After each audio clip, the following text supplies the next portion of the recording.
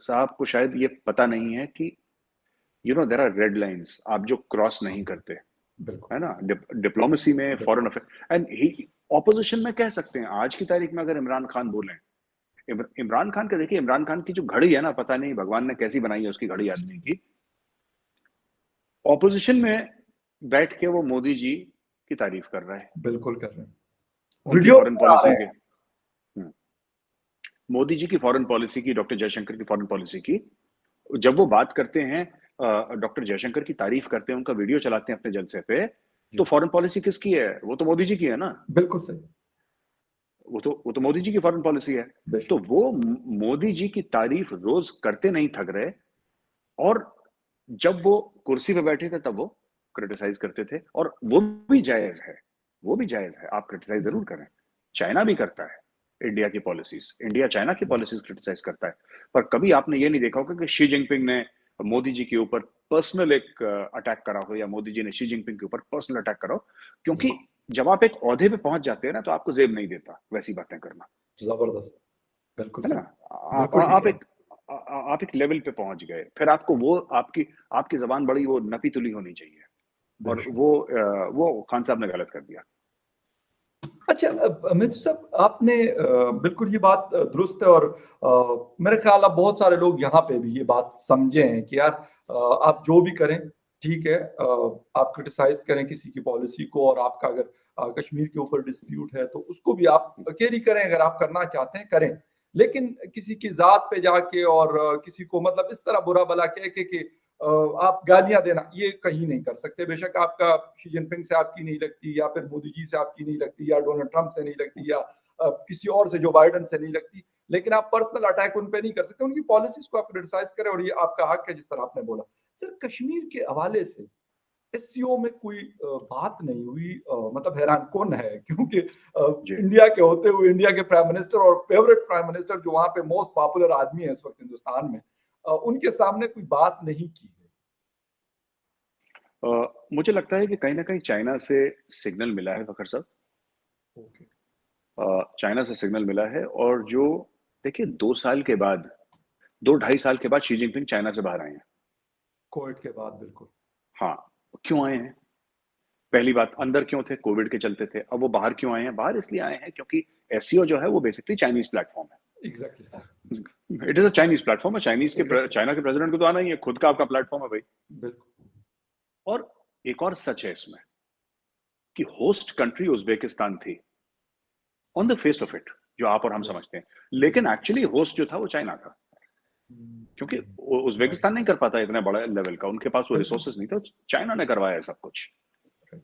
और चाइना के ऊपर जो प्रेशर है इस वक्त, चाइना आया, वो गए अपने, उन लोगों ने मीडिया के सामने कोई बात नहीं हुई, लेकिन एक बात तो तय है, अब चाइना स्ट्रेस और टेंशन और नहीं बढ़ाना चाहता इंडिया के साथ।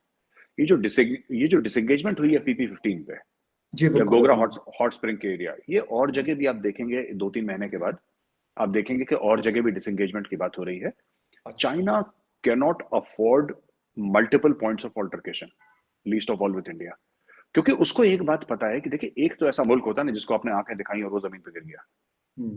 हम्म। ठीक है, जिसको चाइना ने बोला हम्म। कि देखा हम आ रहे हैं, फिर देखना दो लगाएंगे तुम्हें। ठीक। वो इंडिया के साथ कोशिश करी थी, हो नहीं पाया चाइना का। ट्राई और उन्होंने कर ली थी। ट्राई उन्होंने बहुत करा साहब, उन्होंने डोकलाम में भी ट्राई करा था, उन्होंने हर जगह ट्राई करा। और दूसरी चीज है ना, कि कई पाकिस्तानी एनालिस्ट का ये समझना है कि इसलिए इंडिया कर रहा है क्योंकि अमेरिका का सपोर्ट है। अ, मैं फखर साहब, ये सारे पाकिस्तानी भाई बहन जो आपका प्रोग्राम देख रहे हैं उनको बताता चलूं कि जी। 1962 में जो जंग हुई थी, और उस जंग में हमें हार का सामना करना पड़ा। मैं इंडियन आर्म्ड फोर्सेस की बात कर रहा हूँ। एयरफोर्स को तो टेक ऑफ करने की इजाजत नहीं थी उस वक्त, तो ज्यादातर आर्मी का ही मामला था उस वक्त। जी। और एयरफोर्स ने काफी मदद करी सामान ले जाने में, लेकिन जो एक स्ट्राइक करना होता है एयरफोर्स से, या एक ऑफेंसिव ऑपरेशंस, वो उस समय प्राइम मिनिस्टर थे, उन्होंने मना कर दिया कि साहब आप ना करें। ओके। अ, फखर साहब, हुआ ये कि ना, चाइना के साथ तो हमारा तब भी चला था, बहुत जंग हुई थी हमारी, हजारों लोगों ने बलिदान दिया था। तो तब तो अमेरिका नहीं था हमारे साथ। बिल्कुल बिल्कुल। 1967 में जो नाथुला पास में स्कर्मिश हुआ था, एक हमारे बहुत महान, बहुत बड़े जनरल इंडियन आर्मी में हुआ करते थे, बड़ा very very respected name, one of the top generals हमारे जी थे, जनरल सगत सिंह। तो जनरल सगत सिंह ने जो चाइनीज को शॉक ट्रीटमेंट दी थी नाथुला में, उस वक्त 1967 की बात कर रहा हूँ, जी उसके जी। बाद भी देखिए चाइनीज के साथ ऊपर नीचे होता रहा, दाएं बाएं होता रहा, ये बातचीत चलती रही। लेकिन पहली बार चाइना को ऐसा लगा है, और हम हार जरूर गए थे 1962 की जंग, राइट, लेकिन जो हमारे सिपाही थे उन्होंने आखिरी सांसें अपनी ट्रेंचेस में ही ली, जबरदस्त। है ना, कि जो सिपाही का धर्म होता है, बिल्कुल। एक जो सिपाही होता है उसके कुछ फराइज होते हैं, ठीक है, कि पीछे नहीं हटोगे, हथियार नहीं डालोगे, तुम जी। जहां हो वहां पे तुम वीर गति को प्राप्त हो जाओ, तुम शहीद हो जाओ वहां पे, वो चलेगा। देखिए हार जीत जंग में होती रहती है, दैट इज नॉट बिल्कुल इम्पोर्टेंट। बिल्कुल ठीक। It is important how an army conducts itself in battle.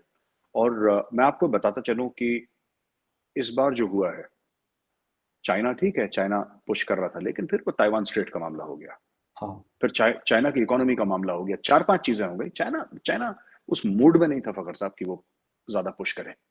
It was not in a mood, and India is now showing aggressive intent against China. और राइट। और वो नहीं है कि अमेरिका सपोर्ट कर रहा है या क्वाड में है ये सब, उसका सिर्फ ये कारण नहीं है, उसकी एक वजह ये भी है कि इंडिया को समझ में आ गया है कि decency is not something that the Chinese cherish. आप अगर शराफत दिखाएंगे तो उसको कमजोरी समझा जाएगा, तो चाइनीज को कम ही शराफत दिखाओ, क्योंकि इनको हजम नहीं होती चाइनीज को ना। एग्रेसिव मोड में जाना पड़ेगा। देखिए हमने तो चाइना को कभी नहीं बोला कि ये चाइना का हिस्सा है, हमें दे दो। हाँ। हमने हमें कोई इंटरेस्ट नहीं है चाइना के हिस्से में, चाइना को हमारे जमीन पे इंटरेस्ट है। अब ये गलत है ना, तो अपनी जमीन को तो डिफेंड करेंगे फकर नहीं साहब। बिल्कुल सही। तो कश्मीर के हवाले से, क्योंकि जिस तरह आप कह रहे हैं कि ये उज्बेकिस्तान उसको होस्ट तो कर रहा था, सामने हमें वो नजर आ रहे थे, लेकिन बेसिकली चाइना ने सारा कुछ किया था। जी तो जी। उन्होंने फिर मतलब पाकिस्तान को भी कहा है कि आपने कश्मीर की कोई बात नहीं करनी। मुझे ऐसा लगता है कि कश्मीर की बात नहीं करी, क्योंकि एक और चीज है ना कि कश्मीर के बारे में फकर साहब अब दुनिया में एपेटाइट नहीं रही। ये सारा जो कश्मीर को लेकर जुनून है सिर्फ पाकिस्तान के अंदर है ना। ऑर्गेनाइजेशन ऑफ इस्लामिक कोऑपरेशन जो कंट्रीज हैं, हाँ 57 58 जो ममालिक हैं ना, जी। वो इसके बारे में बात करना पसंद करते हैं।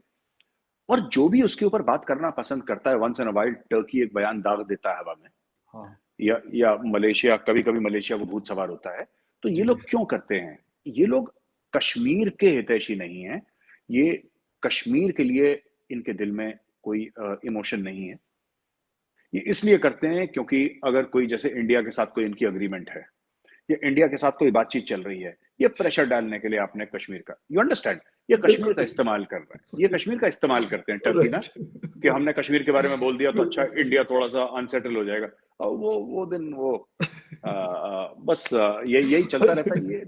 तो कश्मीर को एक प्यादे की तरह टर्की ने भी इस्तेमाल करा है, एक प्यादे की तरह मलेशिया ने भी इस्तेमाल करा है। और मुझे माफ कीजिएगा फकर साहब, लेकिन मुझे एक बात तो कहनी पड़ेगी कि पाकिस्तान ने फकर साहब जितना कश्मीर कॉज को बोला है कि ये कॉज है और हम इसको सपोर्ट करेंगे और सो कॉल्ड इंडिपेंडेंस के लिए, पाकिस्तान की क्रीम ने या पाकिस्तान के अशराफिया ने या पाकिस्तान के जो टॉप लोग थे, उन्होंने एक कतरा खून भी नहीं बहाया कश्मीर के लिए। देखिए, जब जब हमारे जो फ्रीडम फाइटर्स थे ना, जब भारत के, और मैं कंपेयर नहीं कर रहा क्योंकि मामला राइट। बिल्कुल अलग है, एक मामला जी फ्रीडम फ्रीडम का है, एक मामला टेररिज्म का है। जी। गांधी जी जेल गए थे, नेहरू जी जेल गए थे, सुभाष चंद्र बोस जेल गए थे, ठीक है, ये राइट। पूरी लीडरशिप, मौलाना मौलाना आजाद, ये सब लोग जेल गए थे। जी बिल्कुल। इन लोगों ने लाठियां खाई, हंटर खाए, ये लोग काला पानी की सजा इन्होंने झेली, बहुत तशद्दुद इन लोगों ने झेली, जी। राइट, क्योंकि एक कमिटमेंट था। तो जब भी आपके पाकिस्तान में देख लीजिए, आपके पाकिस्तान में मशहूर शायर हैं, हबीब जालिब हैं, थे, माफ यस। कीजिएगा, फैज अहमद फैज। बिल्कुल। इन लोगों ने, ये फैज अहमद फैज की पैदाइश कहाँ से हुई है? जी। हबीब जालिब की पैदाइश कहाँ से हुई है? जनरल जियाउल हक की काल कोठरी से इनकी पैदाइश हुई है, उनकी जेलों से पैदा हुई है इनकी शायरी। बेशक। अगर ये कोई ये बोले कि जी फैज अहमद फैज इतने जबरदस्त शायर थे कि अपने ड्राइंग रूम में बैठ के उन्होंने शायरी लिख दी, ये नहीं है। कि शायर की शायरी जो है, शायर की शायरी तब आती है जब उसका दिल टूटता है, ठीक सही। या जब शायर लड़ता है। जब उनके ऊपर तशद्दुद करी गई, जब उनके ऊपर टॉर्चर करा गया,